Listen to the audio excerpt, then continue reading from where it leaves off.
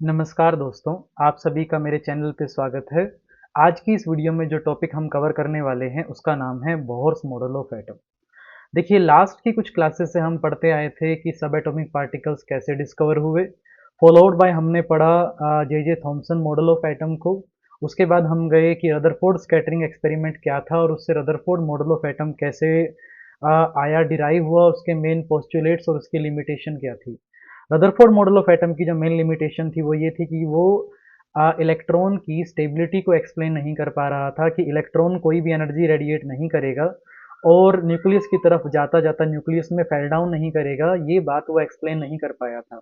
इसलिए फिर next model of atom आता है जिसे आप बोहर मॉडल ऑफ एटम कहते हैं। आइए आज की इस क्लास में इसे बिल्कुल बेसिक से पढ़ना स्टार्ट करते हैं कि क्या है ये बोहर मॉडल ऑफ एटम, क्या इसके मेन पोस्टुलेट्स हैं। चलिए शुरू करते हैं। देखिए सबसे पहले एक कॉन्टेक्स्ट देखते हैं कि भाई जो मैंने अभी आपसे बोला कि कैसे आप बोहर मॉडल ऑफ एटम तक पहुंचते हैं। तो कहानी मेनली स्टार्ट होती है कि इनिशियल मॉडल से, followed by Rutherford model of atom, और उसकी मेन लिमिटेशन से कि भी वो एटम की स्टेबिलिटी को एक्सप्लेन नहीं कर पा रहा था। So Rutherford nuclear model, while revolutionary, had a major limitation. It couldn't explain why the electron don't continuously radiate energy and spiral into the nucleus. Electron जो था वो स्टेबल कैसे था, जिसके कारण जो एटम था वो स्टेबल कैसे था, ये सारी बातों को जो रदरफोर्ड मॉडल ऑफ एटम था वो एक्सप्लेन नहीं कर पा रहा था, जिसके कारण 1913 में नील बोर नाम के साइंटिस्ट ने नेक्स्ट ब्रेक थ्रू दिया, नेक्स्ट मॉडल ऑफ एटम के बारे में बात की जिसका नाम था बोहर मॉडल ऑफ एटम। इस बोहर मॉडल ऑफ एटम के जो मेन पोस्टुलेट्स है वो देखिएगा एक बार। फर्स्ट वन हम कह रहे हैं जो ये दूसरे से यानी रदरफोर्ड मॉडल ऑफ एटम से अपने आप को डिस्टिंक्ट करता है, डिफरेंशिएट करता है, वो ये है, बोहर कहता है कि भी जो इलेक्ट्रॉन रिवॉल्व कर रहा है न्यूक्लियस के अराउंड, वो जिस ऑर्बिट में, शेल में, जिस पाथ में उसके अराउंड रिवॉल्व कर रहा है, उसे उसने एक वर्ड दिया। वो वर्ड बड़ा इंपॉर्टेंट है, उसे कहते हैं stationary energy levels. Stationary energy level का बेसिक मीनिंग ये होता है कि इलेक्ट्रॉन अगर रिवॉल्व कर रहा है न्यूक्लियस के अराउंड, तो रिवॉल्यूशन करते हुए वो कोई भी अमाउंट ऑफ एनर्जी रेडिएट नहीं करता है।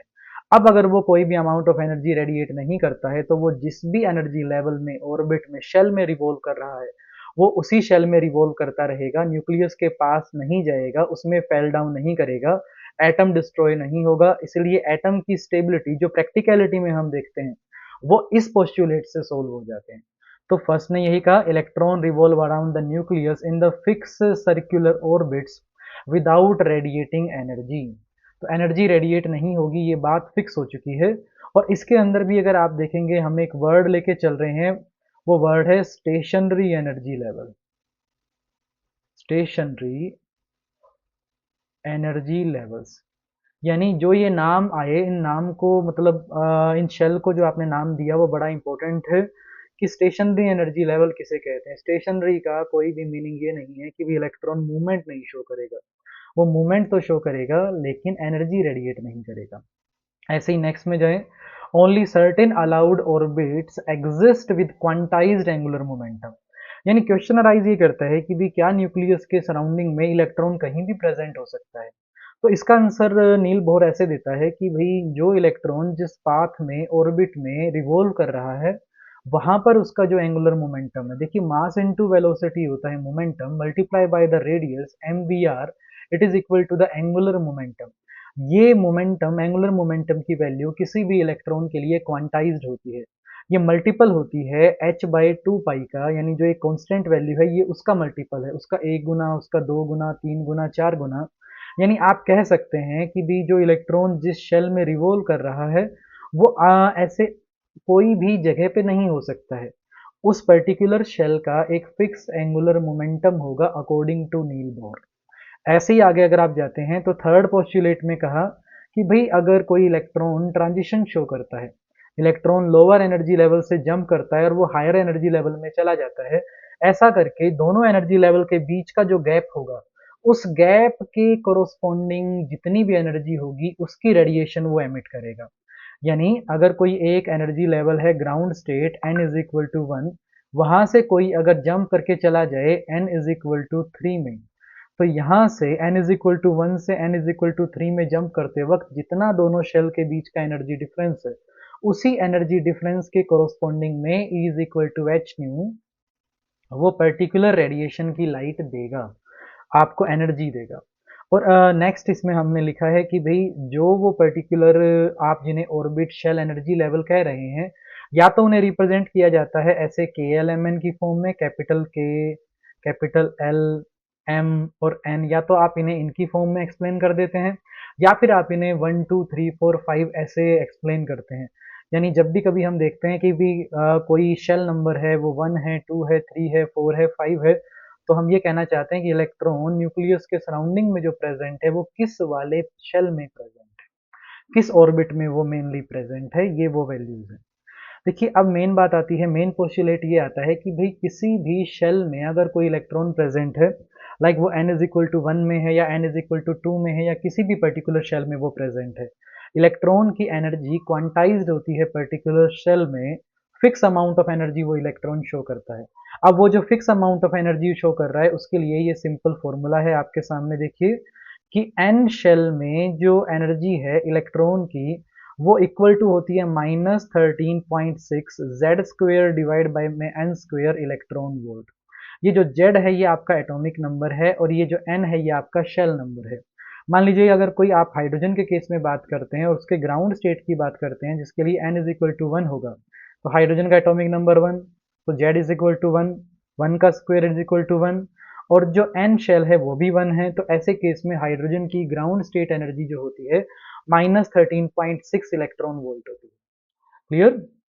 ऐसे ही नेक्स्ट पोस्टुलेट में अगर हम जाते हैं, तो अगर कोई भी इलेक्ट्रॉन जंप करके किसी हायर एनर्जेटिक स्टेट में चला जाता है, वहां जाकर वो अनस्टेबल हो जाएगा और अपनी एनर्जी को वो रिलीज करेगा, रिलीज करके वापस उसी जगह पे आ जाएगा ग्राउंड स्टेट में जिससे वो बिलोंग करता है, ताकि वो अपनी स्टेबिलिटी को दोबारा से गेन कर ले। दोनों एनर्जी के लेवल के बीच में जितना भी एनर्जी डिफरेंस होगा उसके कोरोस्पोंडिंग आपको पर्टिकुलर लाइन मिलेगी। तो ये जो लाइन आपको मिल रही है यही हमने लास्ट वाली वीडियो में पढ़ा था लाइन स्पेक्ट्रा ऑफ हाइड्रोजन के अंदर, कि क्यों आपको ये वेरियस लाइन मिलती है, क्या इनके पीछे का कारण है, क्यों वो पर्टिकुलर ग्रुप ऑफ लाइन एक साथ आती हैं। Lyman series, Balmer, Paschen, Brackett और पीफंड सीरीज किस किस स्पेक्ट्रोकेमिकल रीजन से वो बिलोंग करती है। जैसे जो बाल्मर सीरीज होती है वो विजिबल स्पेक्ट्रम के अंदर बिलोंग करती है, यानी उस सीरीज को आप देख सकते हैं। तो ये है इसके मेन पोस्टुलेट हमने पढ़े। अब थोड़ा सा इसकी क्या बातें ये एक्सप्लेन कर पाता है वो हम पढ़ चुके। अब कहाँ ये अप्लाई होता है, कहाँ ये अप्लाई नहीं होता है, इसके बारे में बात करते हैं। तो देखो सबसे पहले एप्लीकेबिलिटी के बारे में अगर हम बात करें तो देखिएगा, जो बोहर मॉडल ऑफ एटम है वो अप्लाई होता है ओनली सिंगल इलेक्ट्रॉन सिस्टम पे। यानी अगर आप बात करें लाइक हाइड्रोजन है, इसमें 1 इलेक्ट्रॉन प्रेजेंट होता है, हीलियम प्लस है इसमें भी 1 इलेक्ट्रॉन प्रेजेंट होता है, लिथियम 2 प्लस है इसके अंदर भी सिंगल इलेक्ट्रॉन प्रेजेंट होता है। ऐसे केसेस में, ऐसे सिंगल इलेक्ट्रॉन एटम के केसेस में या आयन के केसेस में जो ये बोहर मॉडल ऑफ एटम है ये अप्लाई होता है। लेकिन मल्टी इलेक्ट्रॉन के अगर आप एटम की बात करें, मल्टी इलेक्ट्रॉन सिस्टम में क्या दिक्कत आती है, इलेक्ट्रॉनिक इलेक्ट्रॉनिक रिपल्शंस इंट्रोड्यूस हो जाती है। और जो इलेक्ट्रॉनिक इलेक्ट्रॉनिक रिपल्शंस आ रही है उसके बारे में इसने कोई बात नहीं की है। इसलिए ये मल्टी इलेक्ट्रॉन सिस्टम का आप ना तो स्पेक्ट्रा एक्सप्लेन कर पाता है, ना उसे ढंग से एक्सप्लेन कर पाता है।